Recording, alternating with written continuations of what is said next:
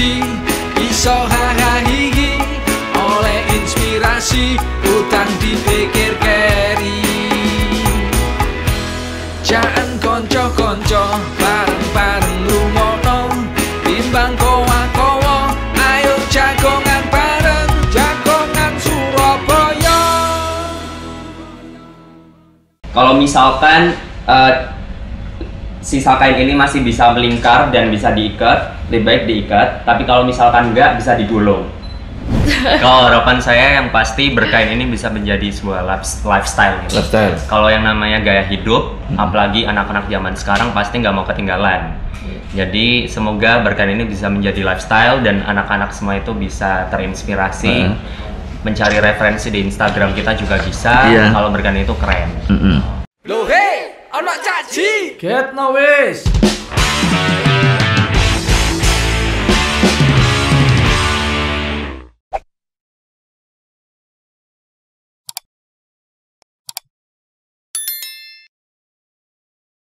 Halo Rek, ketemu nang jagongan Surabaya. Jagongan karo cacake arek Surabaya. Hari ini kita akan ngobrol banyak tentang yang namanya pakaian tradisional, terutama batik. Dan ini adalah sekarang ini digandrungi sama anak-anak muda. Mereka memakai desain berbagai macam dan tentunya sangat unik ya. Lagi gencar-gencarnya mempromosikan pakaian tradisional, khususnya batik, yang beberapa tahun yang lalu sempat diklaim bahwa batik ini miliknya Malaysia. Makanya siapa lagi yang harus peduli dengan kesenian tradisional atau pakaian tradisional, batik khususnya, kalau tidak dimulai dengan anak-anak milenial, anak-anak muda, dengan berbagai macam inovasi, dengan berbagai macam interaksi. Dan sekarang ini di hadapan saya, mereka nanti akan mempresentasikan, mereka akan bercerita banyak tentang kain batik tradisional ini. Beliau berdua ini adalah Gerak Samudra, dan satunya lagi adalah Desinta Kusuma. Selamat pagi, Pak. Tabe semuanya. Keren. Panggilannya G dan Desi. G, Desi sehat? Sehat. Sehat Desi? Sehat, alhamdulillah. Pak Ji gimana kabarnya?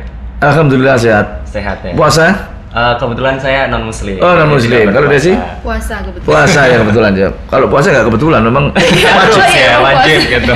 Kalau wajib ya.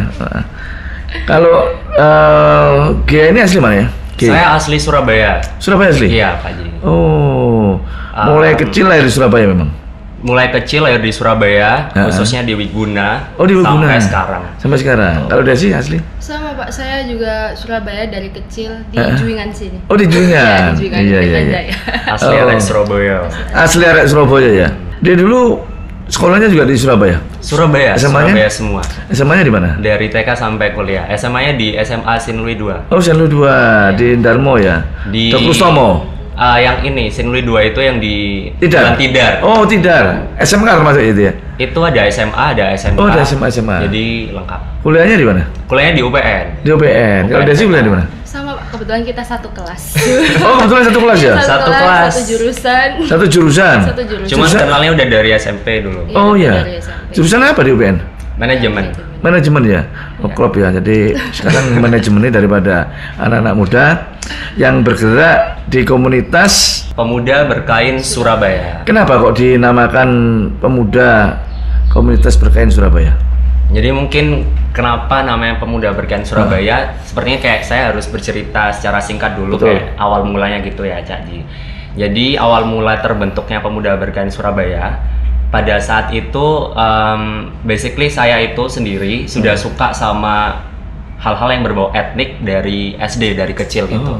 Jadi dulu kalau misalkan mama beli kain atau dapat kain oleh-oleh dari keluarga, biasanya saya kepikirannya dibikin baju. Iya. Jadi kayak mendesain gitu, nanti terus dijahitin ke orang. Belum kepikiran untuk dipakai sebagai bawahan. Tapi kemudian terus di tahun 2018, waktu itu saya ingat banget lagi scrolling Instagram, kemudian nemu Instagramnya aktor ternama namanya Dwi Sasono. Oh, Dwi Sasono. Waktu itu Dwi Sasono itu pakai kain sebagai bawahan, satu keluarga. Cuman atasannya udah modern gitu. Nah, seketika langsung mikir kok unik, kok keren gitu. Biasanya kan dibikin baju, tapi ini selembar kain bisa didraperi, diikat, dilipat menjadi sebuah pakaian gitu. Terus cuman pada saat itu masih belum ada kesempatan untuk pakai kain karena pikirannya kayak dipikir aneh ya kalau pakai kain zaman dulu gitu. 2018. Karena 2018 itu belum ada anak-anak muda yang giat untuk pakai kain pada saat itu. Kebetulan ada momen yang pas di tahun 2019 awal, waktu itu saya ikut Global Goals Model United Nation di Malaysia. Di situ ada momen cultural night-nya. Jadi itu kan kayak momen yang pas untuk saya pakai pakaian dari negara saya gitu. Tapi pada saat itu langsung kepikiran pakai kain. Karena menurut saya kain itu bisa merepresentasikan semua daerah di Indonesia. Jadi kalau kita bicara soal batik, jadi sebenarnya kain atau wastra itu kan sebenarnya nggak cuma batik ya, Pak Ji gitu. Jadi ada songket, ada tenun dan sarung, macam-macam gitu. Nah itu kan semua terwakilkan oleh kata wastra gitu. Jadi kalau misalkan saya pakai wastra atau kain itu bisa mewakili setiap daerah di Indonesia terwakilkan gitu. Nah waktu itu saya udah mengkombinasikan kain itu dengan atasan modern, pakai kaos, terus luarannya cardigan sama sepatu boots. Kebetulan pasti ya namanya kita ketemu sama berbagai orang dari berbagai negara. Mengapresiasi ini dari mana kok keren gitu. Mungkin yang dianggapan mereka kan baju tradisional kelihatan etik banget, tapi ini kok keren ala-ala kayak mau pergi atau baju dari mana gitu. Padahal sebenarnya itu ya ide sendiri aja, asal mix and match gitu gitu. Terus balik ke Surabaya lagi, itu belum pakai kain lagi karena balik lagi belum percaya diri karena belum banyak yang pakai kain. Terus di 2020 mulailah tren berkain itu muncul. Sampai akhirnya disitulah titik balik saya ke-trigger untuk kayak ini momen yang pas untuk pakai kain. Nah di saat itu saya ngajaknya sahabat saya ini, Desinta. Karena Desinta ini sahabat saya dari SMP yang bisa diajakin macam-macam gitu. Jadi misalkan enggak beda. Teman main aja. Teman main gitu. Jadi misalkan saya ikut organisasi apa, ayo ikut yuk gitu. Dia yang bisa diracunin gitu ibarat kata. Jadi waktu itu ayo berkain gitu. Terus gimana waktu pertama kali berkain itu? Gimana waktu pertama kali diajak berkain? Pertama kalinya itu saya juga suka etnik gitu sih Pak. Tapi kalau buat berkain itu awalnya juga kayak kok berkain kayak gitu kan, masih yang ini. Terus akhirnya pertama kali kita ke Jiwok kan rame. Iya Jiwok Sabtu sore itu kan rame banget sih. Rame. Pakai kain buat pertama kalinya. Jadi rasa-rasanya tuh kayak diliatin semua dari ujung sampai ujung kepala, ujung kaki diliatin. Tapi dari situ lama-lama juga udah mulai terbiasa sih, karena bisa di mix and match sesuai gaya saya juga gitu. Jadi atasannya sesuai gaya saya, bawahnya tetap pakai kain. Gitu. Terus ke TP juga rame. Jadi pulang dari Jiwok itu Pak Ji akhirnya bikin Instagram itu tadi. Sempat mikir tuh namanya apa ya gitu. Kalau misalkan pakai nama yang keren, maksudnya kayak pakai bahasa Sanskerta atau apa, nanti dikira brand jualan kain gitu. Sedangkan waktu itu saya sudah pingin ini arahnya ke komunitas gitu. Jadi ya udahlah saya pikir harus ada kata-kata yang tanpa perlu mereka stalking, mereka udah bisa paham atau tahu dari nama doang gitu. Akhirnya tercetuslah Pemuda Berkain dan di Surabaya. Tuh, jadi .sub gitu. Waktu pertama kali pakai pakaian seperti ini apa? Etnik ya? Enggak ya? Enggak etnik kan pakai kalung-kalung gitu. Ya, jadi pertama kali kemana? Ke plaza kemana? Pernah? Jalan ke plaza, Tunjungan Plaza. Kemana? Tunjungan Plaza itu pernah. Dan pertama kali waktu berkain, waktu pakai pakaian seperti itu. Iya, itu 2021 Januari. Itu udah sering banget, Pak Ji. Jalan belanja-belanja gitu ya. Tiap kali jalan atau keluar udah pasti pakai kain. Gitu ya. Enggak dikira dukun. Enggak. Loh, dikira saya lho iki dukun teko endi kok dikira. Karena kan atasannya udah modern juga. Modern. Nah, itu juga salah satu solusi. Jadi selama ini kan kenapa sih anak-anak muda menganggap kalau misalkan hal-hal yang berbau tradisional itu kuno atau kaku atau mungkin nggak bisa diterima sama masyarakat modern. Sebenarnya itu bukan nggak bisa diterima, tapi kurang relevan.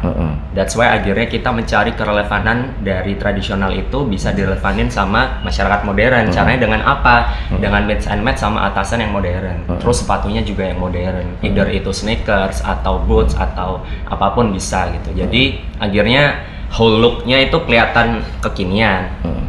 Dan kita bisa mengeksplor kain dari berbagai daerah. Berbagai daerah ya? Iya.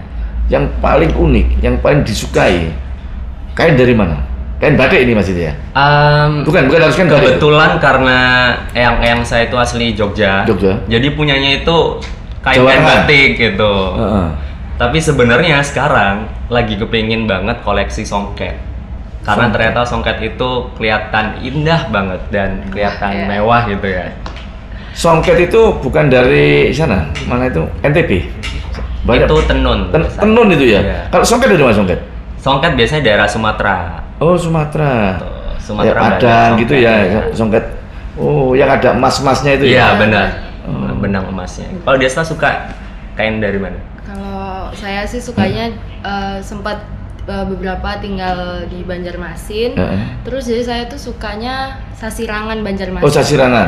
Kan modelnya soalnya kayak tie dye zaman sekarang itu Pak ya, yang lagi hits juga di kalangan anak muda. Jadi menurut saya tuh kalau sasirangan itu masih relevan gitu. Jadi kan biasanya kan karena wastra itu juga banyak, pilihannya juga banyak. Jadi kalau buat ngerelevanin ke anak muda itu sebenarnya banyak juga pilihannya, tergantung. Nah, kalau dari saya pribadi sih saya sukanya sasirangan sih. Atau kalau nggak gitu sempat tinggal di Bali juga ya kita berdua. Pernah di Bali? Pernah di Bali juga, ada kerjaan sih Pak, kayak 3 bulan di Bali. Itu kan juga sering hari Kamis pakai ini baju tradisional Bali ya. Jadi itu harus berkain juga, bawahnya itu pakai endek Bali sih. Itu juga kan tenunannya ada yang nggak terlalu mencolok juga. Jadi dari situ karena saya jarang suka yang mencolok warnanya, jadi endek Bali itu juga sebuah pilihan sih buat saya. Itu desain sendiri atau gimana ya bentuk suatu seperti ini?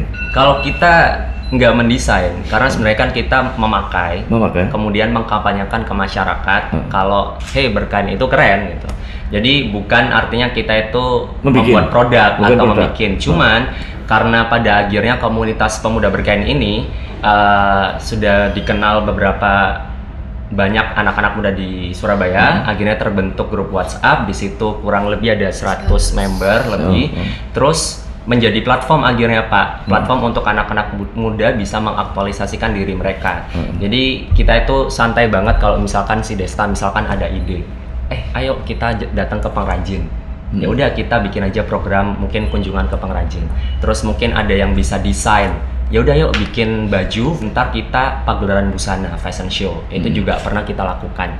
Nah, ini juga ada ide nih dari anak-anak kalau kita juga pengen bikin batik tapi yang modern, dalam artian itu desainnya, warnanya, yang sepertinya ini standarnya itu cocok nih buat market anak-anak muda gitu. Mungkin itu sih yang kepingin ya bikin. Tapi ini ya kita tetap mau kerjasamanya sama UMKM sekitar. Pemuda Berkain ini suatu komunitas yang memang mempromosikan pakaian-pakaian etnik, pakaian-pakaian tradisional di zamannya sekarang ini. Iya, wastra. Wastranya di wastra ya. Untuk yang biayai siapa? Yang misalnya mau bikin ide gini terus siapa yang biayai gitu? Jadi sampai detik ini pun kita masih swadaya antar member. Saya pun juga sebenarnya agak kagum nih sama anak-anak Surabaya.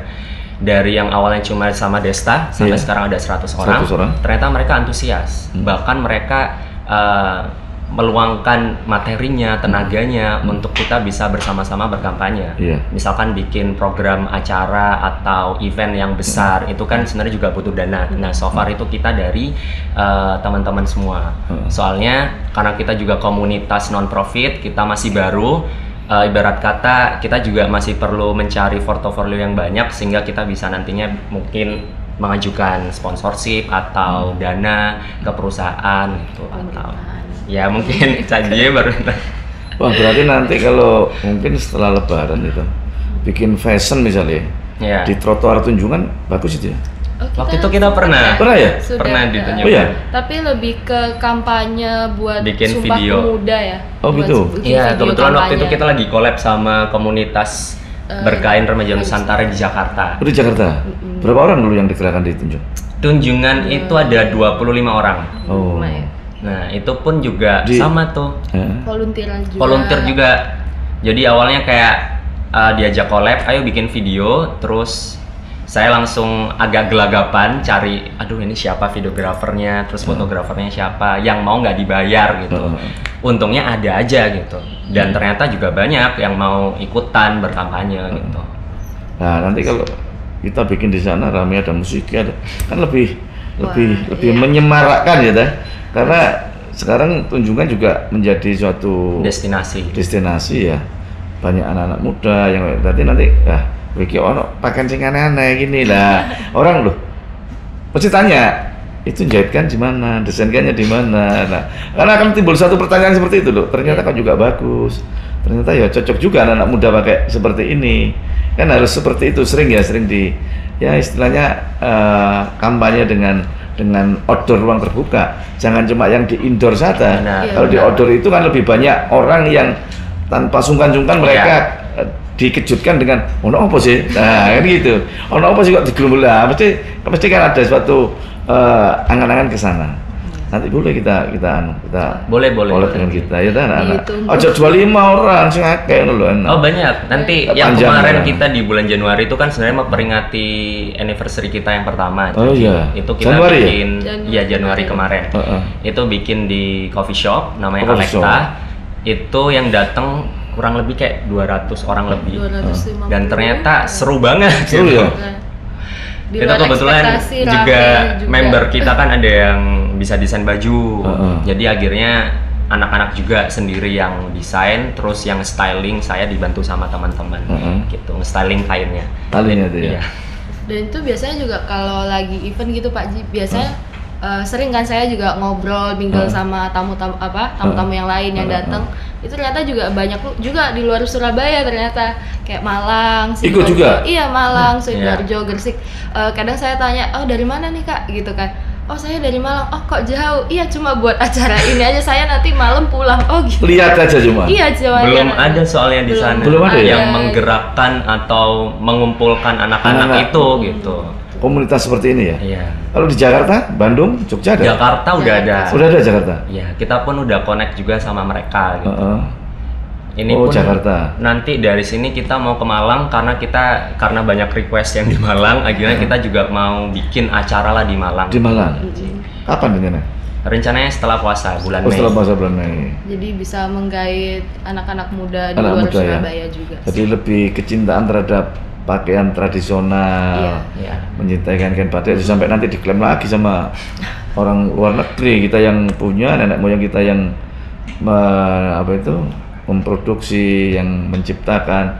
Akhirnya kalau diklaim sama luar negeri, ya ini kan keteledoran kita. Iya. Justru kepedulian anak-anak muda ini dengan dunia digital seperti ini kan lebih mudah untuk mensosialisasikan bahwa pusatnya itu ya Indonesia, berbagai macam kepulauan, berbagai macam daerah, kabupaten, mereka punya satu ciri khas sendiri-sendiri. Iya. Nah itu kalau semuanya nanti bisa, itu nggak ada orang yang ngeklaim karena berapa pulau, berapa kabupaten kota, 400 sekian kabupaten, 91 kota yang ada di Indonesia, badik macam-macam. Nah, ini kan lebih clear gitu ya, jadi bisa membangkitkan suatu semangat yang luar biasa.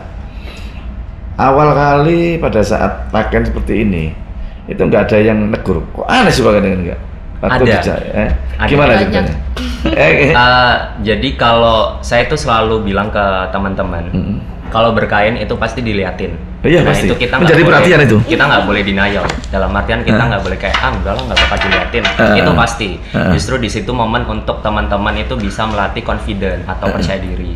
Karena saya pribadi itu percaya kalau anak-anak muda di Indonesia itu sebenarnya masih banyak yang kurang percaya diri, jadi sehingga mungkin banyak niat baik atau gerakan yang tidak terrealisasikan karena itu tadi ragu, nggak percaya diri.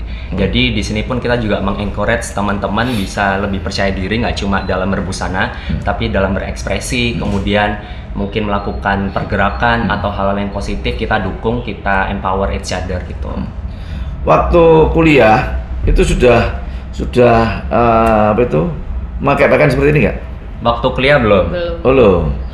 Tapi- Waktu ke kampus pernah nggak pakai pakaian seperti ini? Pernah. Waktu kapan lalu ngurus surat persuratan gitu lah Pak, di kampus, kita pakai awalnya kayak boleh nggak sih pakai di kampus, sopan atau enggak gitu kan. Terus? Tapi tetap sih kita pergi tetap ke pakai. kampus, diliatin tetap Dilihatin? Kita juga bertegur sama dosen, kita juga sharing. sama staff-staff kampus juga. Nah, terus gimana komentarnya mereka? Banyak yang tanya, habis dari mana gitu. Oh iya, Kenapa? Maksudnya dipikirnya kondangan. bukan alumni, karena dipikirnya orang Bali atau dari mana gitu. Terus ya udah, saya alumni Pak gitu. Oh kok pakai ini? Iya ini namanya berkain gitu. Kalau di UNER itu sebenarnya udah ada dosen-dosen juga yang pakai Pak. Dosennya justru ya? Ada. Oh. Cuman kalau di UPN itu belum ada. Belum ada. Justru menurut saya ini perlu digaungkan ke kampus-kampus. Kalau bicara soal sopan atau tidaknya, ya yang namanya berkain menurut saya berbudaya sekali itu dan bahkan sangat sopan. Oh ya. Sebelum kita lanjut untuk dialog berkain, kita break dulu.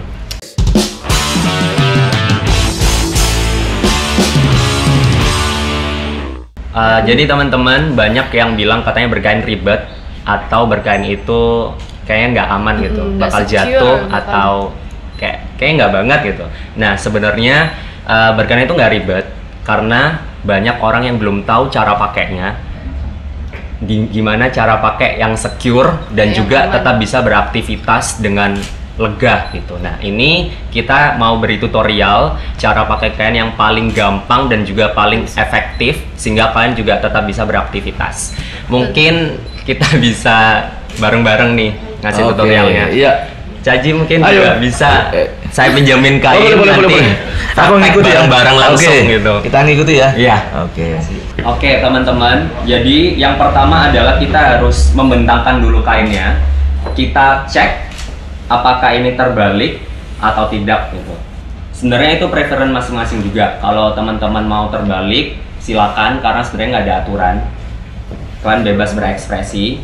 Setelah dibentangkan, kita paskan ke badan kita yang paling kiri, tangan paling kiri kita pegang kain yang di ujung ini. Terus kita paskan sama sisi yang kaki yang paling kiri seperti ini. Terus yang ini tangan kita yang kanan kita puterin ke badan kita.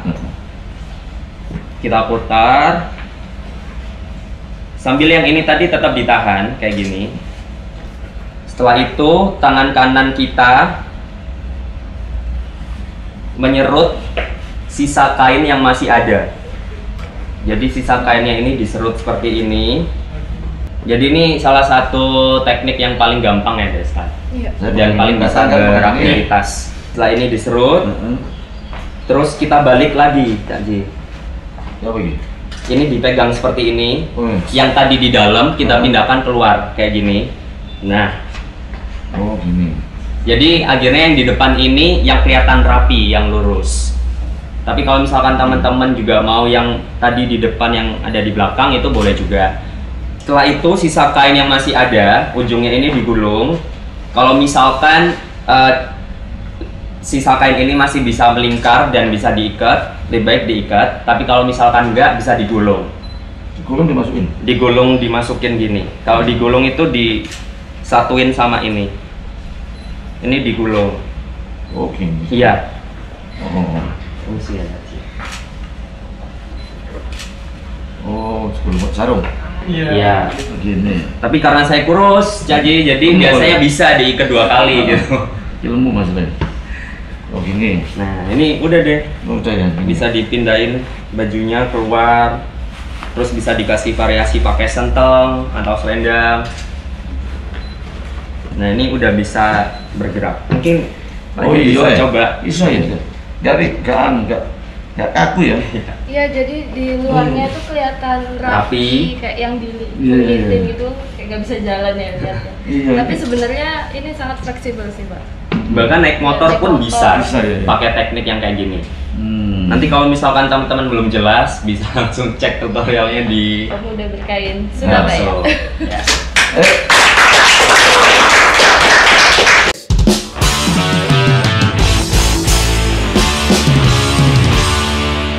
Oke, kamu kan sebagai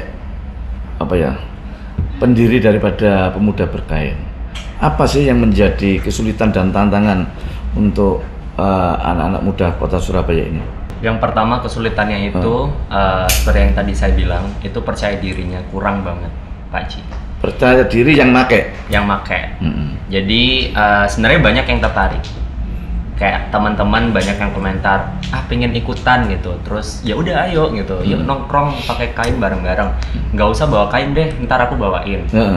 Jadi sesimpel itu gitu, bawa badan aja. Kita emang kayak mempermudah akses untuk bisa bertemu teman-teman lebih banyak gitu. Cuman persoalannya niat terlebih dahulu ya. Itu sih teman-temannya sendiri yang belum percaya diri gitu. Oh gitu. Ya. Itu apa ya, kalau misalnya kayak saya nih kan pakai celana seperti ini kira-kira bagus nggak ini nih? Sebenarnya itu selera masing-masing sih. Oh gitu ya? Jadi selama mungkin Pak Ji juga merasa ini nyaman dan juga keren, ya nggak apa-apa. Oke saja ya? Sah-sah Dan aja. rasa aman kalau pakai celana di dalamnya tuh juga sah-sah aja sih. Meskipun nggak pakai nggak apa-apa ya? Nggak pakai nggak apa-apa juga. Atau di model kayak ini ya, Melayu itu yang celana terus habis gitu baru dikasih Kayak beskap kain Madura itu di- kan ada juga. Ada orang tua yang di Surabaya yang pakai seperti ini? Ada juga? Ada. Komunitasnya namanya Bangga Berkain. Bangga Berkain. Itu isinya yang udah senior-senior. dosen. Sering rata-rata ketemu dosen juga, UNER. berkolaborasi dengan anak yang muda-muda sekarang? Biasanya ketemu perwakilan aja. Heeh. Terus kita sharing-sharing. Biasanya para senior ini memberikan informasi, knowledge tentang kain, filosofi segala macam itu. Karena di luar dari itu kan kita juga pengen mengedukasi juga kan, Kaji. Alangkah baiknya kalau kita juga tahu nih aturan-aturan atau mungkin simbol-simbol atau makna-makna dari sebuah kain gitu. Cuman sebenarnya berkain itu ada aturannya nggak sih, Desa? Sebenarnya sih ini ya, contohnya tuh kayak misalnya kalau di sekolah atau di univ pasti atau di kantor gitu kan Pak. Jadi itu kan pasti ada aturan yang harus dijalankan. Iya. Misal pakai seragam. Jadi seragam tuh harus yang gimana sih hari Senin sampai hari ini? Oh putih merah misalnya gitu kalau SD, SMP, SMA begitu seterusnya kan Pak. Tapi sama juga kalau berkain. Kalau misalnya kayak di keraton ya, di keraton tetap ada aturannya kan. Tapi kalau misalnya di luar keraton sih sebenarnya harusnya sah-sah aja mau mengekspresikan diri yang model bagaimana gitu. Tapi tetap sesuai norma-norma masyarakat yang ada sih. Komunitas ini berkumpulnya itu di mana sih? Biasanya kan ada, komunitas ini ada kumpulannya di setiap hari apa, ini bahkan di sini, kontak-kontak. Ada nggak itu? Kebetulan kita belum ada Belum? base camp. Belum ada base camp dan inginlah ada tempat untuk teman-teman bisa kumpul. Karena kalau ada tempat, yang pasti kita lebih bisa produktif. Sejauh ini kan kita kalau kumpul di kafe, sedangkan kalau misalkan kita pengen bikin campaign video, konten, itu agak susah. Karena nggak ada tempatnya. Terus kalau kita mau rundingan atau bikin program-program, itu juga agak susah di situ. Gitu. Iya, So far di kafe-kafe di coffee sih. shop Oh sih. di kafe. Sekaligus juga campaign itu, berkampanye. Jadi membuktikan kalau nggak cuma ada di sosial media, tapi kelihatan nyata gitu. Biasanya milih coffee shopnya juga yang rame-rame Rame, juga. Jadi sekalian, oh ada nih Pemuda Berkain Surabaya, jadi sekalian campaign juga. Sekalian ngerjain ya beberapa pekerjaan. Kalau yang sama senior-senior, ketemunya bahas juga masalah berkain juga. Iya. Aktif nggak yang senior ini? Yang senior ini saya kenal salah satunya, dan yang aktif ini salah satunya. Biasanya komunikasi dengan saya. Cuman untuk member keseluruhannya kita belum banyak program bersama. Cuman waktu itu sempet juga bikin webinar bareng. Itu sih. Namanya Bangga Berkain. Iya, Bangga Iya. Berkain. Mereka Bangga Berkain. Cuman ke Berapa orang depan anunya? Bakal ada sih. kurang Kurang tahu kurang kalau tahu yang sih Pak Bangga kalau Berkain. anggotanya berapa Oh, kayaknya. dia nggak ada di IG Bangga Berkain. Ada Ada juga Bangga Berkain. Cuman kalau untuk anggota pastinya kita kurang tahu sih. Jadi biasa cuma ada perwakilan aja, terus kita ketemu sama beliau itu tadi. Oh gitu ya. Cuman kedepannya ya diharapkan nanti ada kegiatan yang bisa kita kolaborasi bareng. Ya kapan lah? Juga Nanti ini. kita undang ke sini buka puasa bersama. Oh, boleh. Boleh. Sampaikan sama itu ya ta. Ya ta, kita undang Iya. di sini buka puasa bersama sambil berkolaborasi, sambil membuat suatu angan-angan, mimpi, kegiatan-kegiatan yang kira-kira nanti bisa kita support, kan bagus dah. Iya. Nanti diagendakan aja ya. Nanti Iya, kita buka Kedepannya puasa di masih sini. banyak banget agenda Banyak yang mau banget. direalisasiin. Iya. Dan nanti ya kesini ya pakai gini semua. Iya. Iya, Ada. harus Harus. responnya itu. Dan apa yang ya supaya Surabaya ini lebih anu lah, lebih variasi. Benar. Kita lebih variasi gitu loh. Iya. Jadi nggak ada gap tapi kolaborasi yang senior sama yang junior itu penting. Iya. Karena ada regenerasi yang akan datang kan seperti itu. Sebenarnya di Surabaya itu banyak ya kolektif-kolektif lain. Heeh. Maksudnya kayak komunitas atau mungkin kreatif agensi lain, anak-anak muda. Ya sebenarnya Tapi juga bisa kerjasama, Ya, saling bisa berkolaborasi, Saling berkolaborasi, satu ya. sama lain gitu. Heeh. tapi mungkin belum ada kesempatan untuk bisa berkolaborasi tadi gitu. Heeh. Biasanya Karena belum ketemu secara total, harus ya, ketemu semuanya nanti harus kan akan ada yang belum. mengagendakan dan memberi tempat biasanya. Kita agendakan nanti ya. Waktu itu sih cuman perwakilan aja ya Perwakilan. di daerah Rungkut situ sih Pak. Unicorn. Unicorn Sapsel itu. Terus di situ kita lebih ke diskusi sih Mas. Jadi kayak mengumpulkan beberapa kolektif, terus diskusi bagaimana ini nanti ke depannya agar supaya kolektif di Surabaya ini Maju juga. Maju Maju juga. juga. Jadi nggak cuman yang di pusat Di Iya. pusat. di Jakarta, tapi Surabaya juga harus maju. Surabaya harus maju. dan Dari bisa saling Surabaya. bekerja sama Gitu. tadi berkolaborasi. Dan anak-anak Surabaya kalau ada yang mengawali, kalau tidak ada yang mengawali mereka kan cuma wah Nah, mau iya kan gitu. Iya. Kalau udah mengawali mereka akan ikutan semuanya. Dengan cara-cara seperti itu nantinya akan lebih bergairah lagi ya. Jadi Surabaya ini kan ya kota yang benar-benar keterbukaannya ada dengan berbagai macam variasi, berbagai macam pakaian yang dipunyai dan kreativitas anak-anak mudanya. Ini akan menjadi suatu destinasi tersendiri.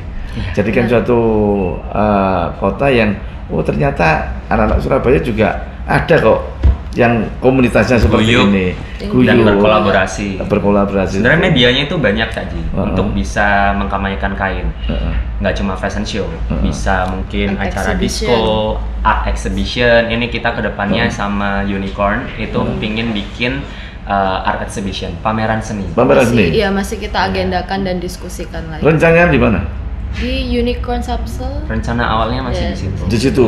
di Uh-uh. daerah Rungkut. Di daerah situ Rungkut, seperti tahu saya di mau Unicorn. ke arah Sier gitu. Oh di sana rencananya. Iya di situ. Jadi ini sebenarnya program yang lumayan kita inginkan bisa terrealisasi.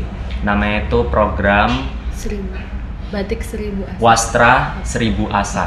Wastra 1000, Asa. jadi batik 1000 macam. Harapan. Harapan, 1000 Ya. harapan. Jadi kita ingin membuktikan kalau sebenarnya Wastra itu masih banyak harapannya untuk bisa sustain di Surabaya.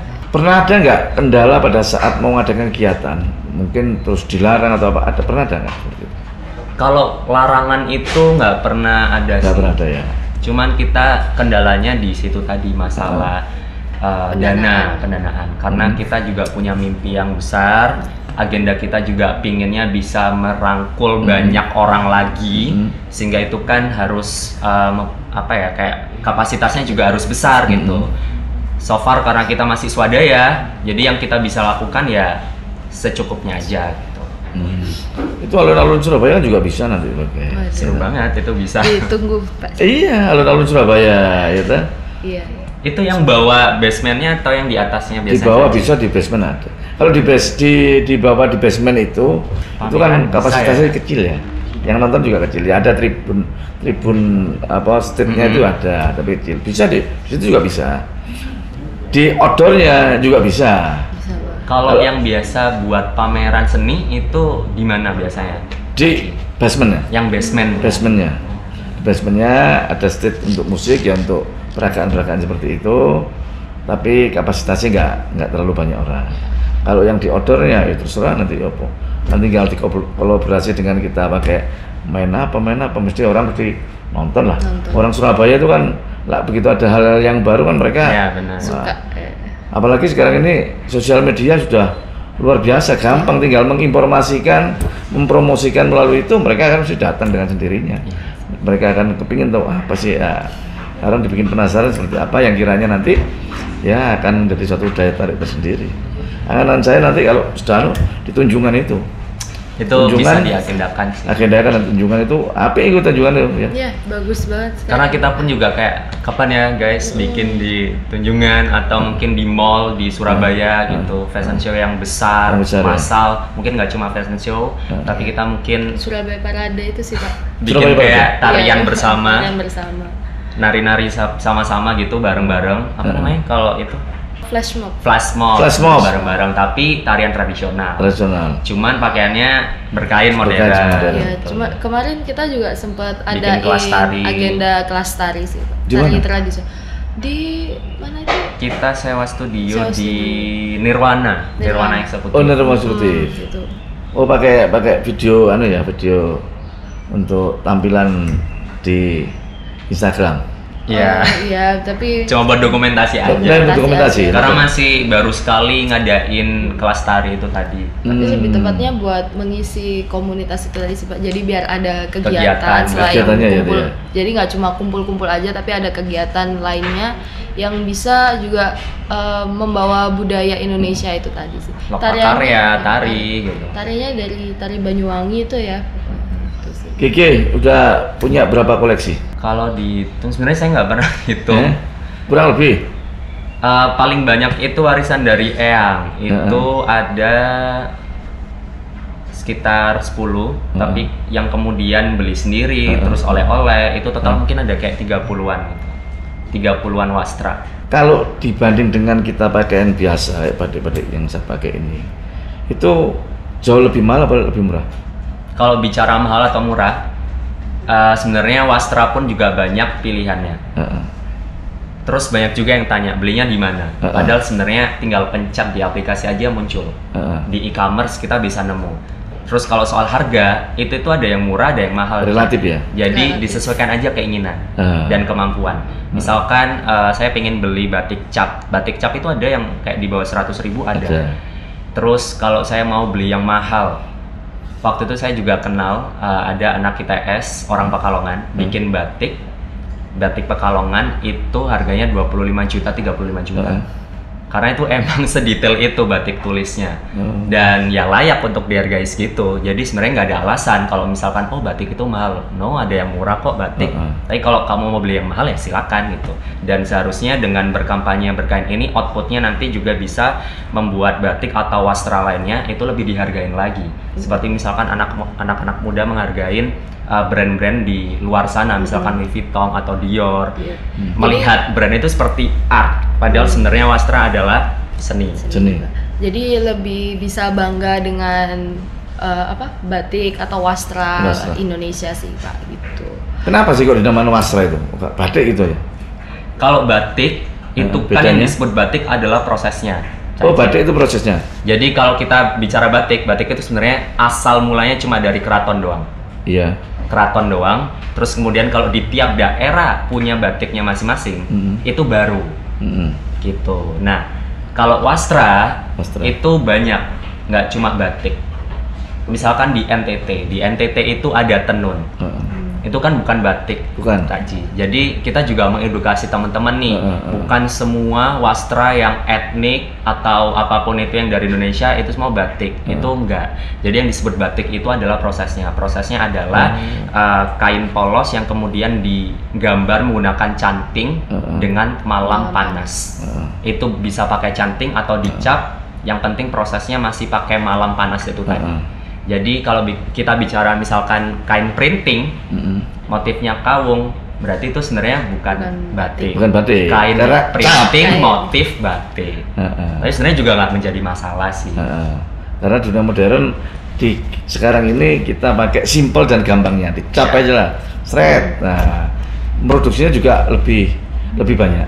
Bisa sekali produksi 100 lembar, 200 lembar. Nah kalau batik kan satu, Iya. golek kembarannya ya angel kan gitu. Tapi Ya toh? ini Justru ya. itu Itu seni seninya kayak lah. melukis ya, Mahalnya Pak. kan di Harus situ. dilestarikan. Harus dilestarikan, mahalnya itu. Nenek moyang kita kan gitu dulu. Iya. Dengan berjam-jam, berbulan-bulan mereka menekuni pakai canting gitu, sedetail itu mereka bisa membatik atau mengekspresikan di kain yang polos menjadi kain berbagai macam gambar atau tulisan atau macam-macam. Itu kan seninya, mahalnya kan di sana. Iya. prosesnya, Proses. ketelatenannya, kesabarannya. Gitu. Kamu yang paling kamu sukai, yang sering kamu pakai sehari-hari, itu model wastra yang seperti apa? Kalau wastra biasanya songket. Songket? Itu ada songket. Saya punya songket Lombok. Itu saya sering pakai. Kalau batik itu batik ada warisan dari yang itu yang paling favorit banget. Itu batik tulis namanya Ceplokan Kesatrian. Jadi itu batik khas dari Pakualaman. Oh, dari keraton? Iya. Itu terus yang baru saya beli sendiri, itu yang saya pakai sekarang. Namanya batik poleng. Ini batik poleng? Iya. Karena kelihatan lebih modern banget, kotak-kotak. Itu kalau dikombinasi, ini kan pakai jas, kalau dikombinasi pakai kaos? Bisa. Bagus juga ya? Bagus juga. Sering juga dipakai? Sering kalau juga. santai. Tergantung ini mix and match-nya sih, Pak. Jadi kayak biasanya anggota kita itu ada suka yang simple, minimalis, nggak suka yang ribet-ribet atau kemejaan. Dia pasti padu padannya pakai kaos gitu, sneakers yang masih biasa SMA kuliah-kuliah gitu, sukanya yang Pakai simpel-simpel ya? Pakai simpel. Tapi bawahnya mesti pakai gini? Tetap Ya. bawahnya pakai Jarit ini, apa namanya ini? Berkain. Berkain. Nah, Nah, berkain seperti ini. Cewek-cewek juga biasanya dijadikan dress, juga dijadikan Jadi kemben. gitu. Terus nanti pakai apa sabuk atau apa udah bebas sih, Pak. Gitu. Bebas ya? Iya. Mungkin disclaimer dulu gitu ya. Banyak yang ngira kalau berkain itu yang penting pakai batik. Enggak harus. Maksudnya kayak pakai kemeja. Justru sebenarnya yang kita bawa itu adalah berkainnya. Kainnya itu ya? Artinya menggunakan selembar kain Yang belum dijahit. Kemudian nanti dipakai. Tekniknya mau diikat atau digulung atau di apapun itu seninya gitu. Jadi dari satu lembar kain itu bisa jadi berbagai macam style atau gaya. Misalkan satu lembar kain ini bisa jadi 10 style.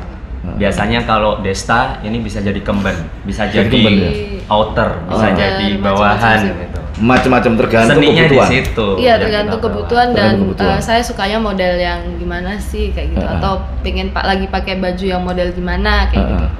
Biasanya kalau dress sih lebih cepet sih. Kadang lebih suka pakai kain daripada langsung baju jadi kayak gitu. Gitu ya? Iya, karena sudah kebiasaan. Jadi kayak kan kainnya pasti biasanya ngegantung di kamar. Udah langsung ambil, pakai, udah nggak sampai 5 menit juga. 3 menit paling selesai sama rapi-rapiin aja. Itu ya? Sudah. Sarung juga termasuk berkain. Sekarang berkain, tapi sekarang kan ada yang dijahit. Sarung itu banyak yang ngira, oh sarung itu kayak mau sholat yang kotak-kotak. Padahal sebenarnya kain apapun kalau ujung sama ujungnya dijahit, ya jadi sarung. Misalkan kain batik ya jadi sarung batik, songket sarung gitu. Ada yang lebih simpel lagi sekarang. Jadi nggak perlu dilipat, celana sarung. Ya. Kan ada juga celana, tapi modelnya kain sarung. Kan lebih simpel lah ya, pakai kain karet adanya. Ya, itu celana sarung kan gitu. Tapi nggak bisa dirubah lagi. Nggak bisa dirubah lagi. Satu itu aja. Satu itu gitu. aja. Tapi kalau sarung kan masih bisa. Sarung, kain itu masih bisa Kain, dimacem-macemin. di model celana juga bisa. Bisa ya? Iya. Model celana bisa. Buat motoran biasanya.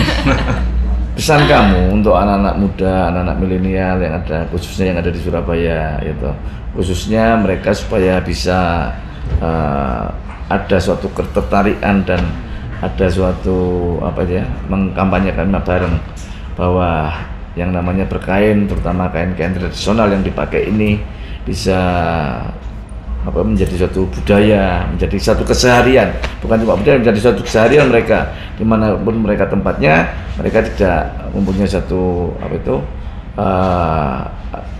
rasa malu, rasa rendah diri, dan rasa masih canggung. Ya. Apa pesan-pesannya? Mungkin Desta dulu. Desta? Kalau dari saya sih, kalau misalnya kan banyak nih anak muda yang tadi Iya. itu kurang percaya diri. Mungkin tips and trick dari kita itu gabung bersama pemuda berkain. Gitu ya. Enggak, maksudnya tuh bisa sih Pak, kayak jalan-jalan bareng, ajak temennya. Oh, kalau misalnya dirasa 2 orang atau 3 orang buat nemenin dia sudah cukup, ya udah silahkan gitu. Maksudnya kalau ramean tuh, oh yang diliatin nggak aku doang nih, ada teman-teman aku juga diliatin. Jadi dari situ tuh kayak ya udah kita makin pede aja Pede ya? kayak gitu ya sih. Terus harapannya kalau dari saya sendiri sih, pinginnya nanti kalau kan sekarang tuh lagi musimnya coffee shop. Betul. Kan? Anak-anak muda tuh sering banget nongkrong dan ngabisin waktu di coffee shop kan sekarang. Nah itu harapannya nanti kalau misal lagi di coffee shop nih atau dimanapun di mall itu lebih sering ngelihat anak udah pakai berkain sih Berkain. Mbak. Jadi udah menormalisasikan kain itu tadi, nggak ada kata-kata kayak habis kondangan ya, habis sunatan atau apapun, oh pulang dari masjid gitu, biasa mungkin habis Iya, iya, terawih iya. gitu kan. Itu Lah sih. enggak, ini habis karnaval kan? Oh iya, habis karnaval gitu. Jadi dari situ juga kita pinginnya bisa meningkatkan demand dari UMKM itu tadi. Jadi melestarikan batik atau kain-kain Indonesia lainnya gitu kan. Itu sih. Jadi Kalau harapan saya yang pasti berkain ini bisa menjadi sebuah lifestyle gitu. Lifestyle. Kalau yang namanya gaya hidup, apalagi anak-anak zaman sekarang pasti nggak mau ketinggalan. Jadi semoga berkain ini bisa menjadi lifestyle dan anak-anak semua itu bisa terinspirasi, mencari referensi di Instagram kita juga bisa. Iya. Kalau berkain itu keren. Itu aja sih harapannya. Harapannya itu ya. Iya. Tepuk tangan untuk Desta tadi. Terima kasih untuk G dan Desta yang tadi sudah banyak kita ungkap, kita ulas sampai tuntas, sampai kita memperagakan cara berkain yang benar dan sampai timbul suatu kepercayaan diri bahwa anak-anak muda Surabaya juga ikut melestarikan berkain, khususnya kain-kain tradisional yang ada di Indonesia dan di Surabaya. Terima kasih Raya, ketemu neng oleh Jagongan Surabaya. Tabe semuanya. semuanya.